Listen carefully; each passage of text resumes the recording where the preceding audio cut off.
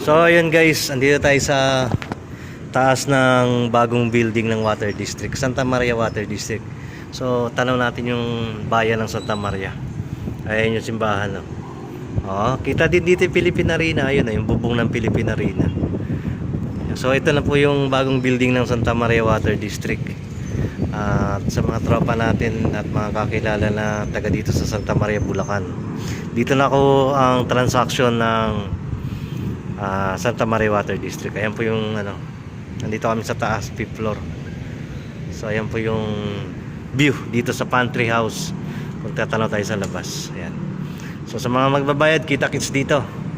At welcome na welcome po kayong lahat dito. Salamat.